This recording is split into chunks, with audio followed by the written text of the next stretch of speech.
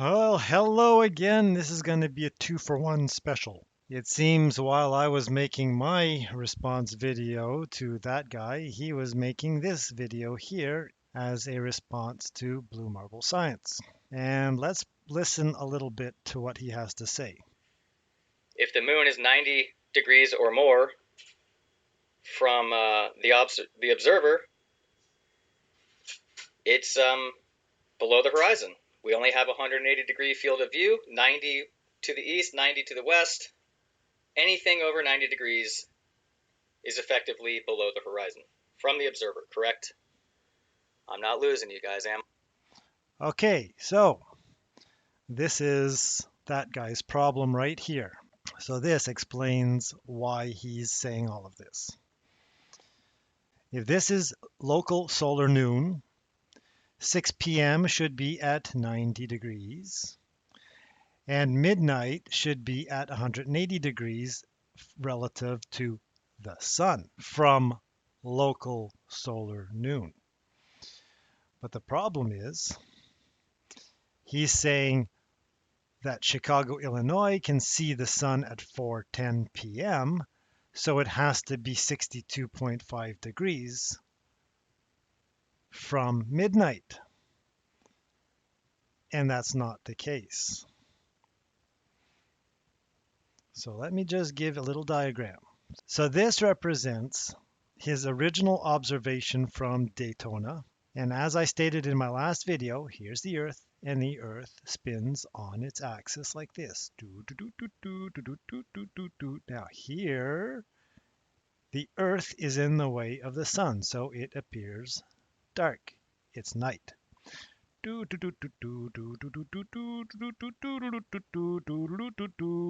now over here, the sun is now just getting over your horizon, and this is sunrise. This is when the sun peeks its little head over the horizon and you're greeted with Mr. Happy Sun smiley face. And as the morning progresses,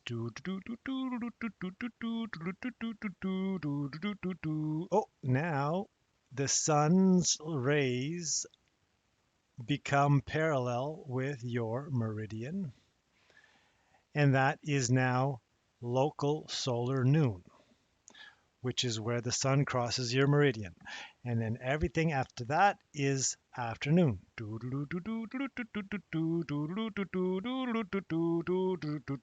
now the sun is getting to the point where it's just starting to go below the horizon. On the 8th at Daytona, when he took that video, the moon was just coming up over the horizon at 3:17, and he took the picture at 4:30. So he was standing right here, and the sun was still over here, and the moon was up here. We've seen that video already. Now, let's look at the other one. This is Chicago. Sunrise, midday. Oh, now we can just get a whiff of the moon just before the sun sets. Oh, now the sun has just set, and you can only see the moon. The moon rose at 4:10 p.m.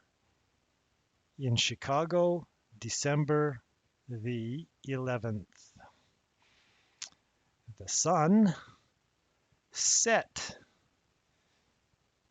on the 11th in Chicago, 4:19 p.m. Now let's do the math. 4:19 p.m. minus 4:10 is 9 minutes. So for 9 minutes, you could see the sun and you could see the moon.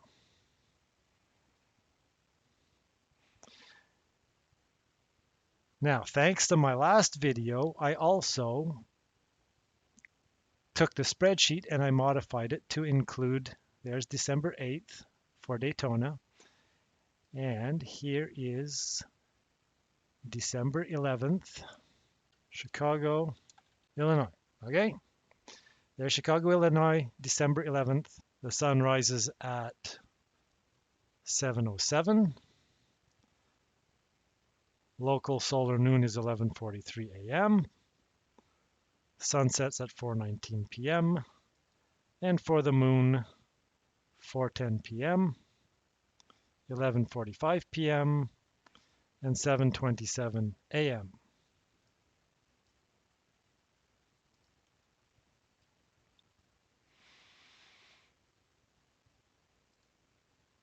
So here's the sunrise. Here are the same calculations that I was doing with the other one.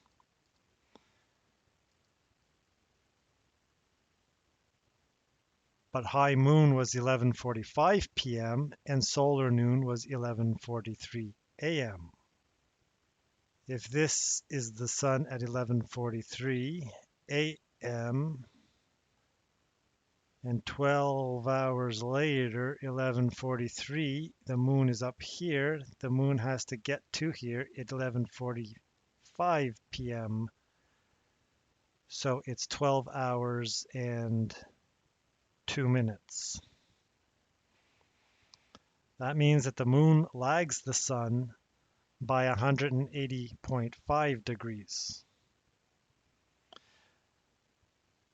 You can use stellarium, you can use other applications. You can see that the moon drifts more towards the east relative to the sun with every passing minute, which means that December 11th at this time,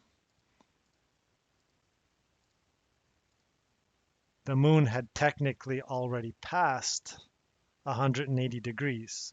So it was already starting to wane towards a new moon by 2 minutes already. And then I used similar calculations over here, and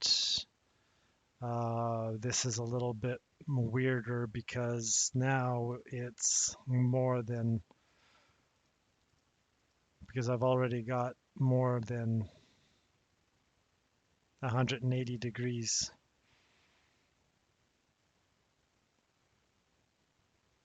But anyways, the main thing I wanted to point out was that 4:10 p.m. has absolutely nothing to do with the angle of the moon to the sun. Well, that's it. I'll see you in another video. Bye for now.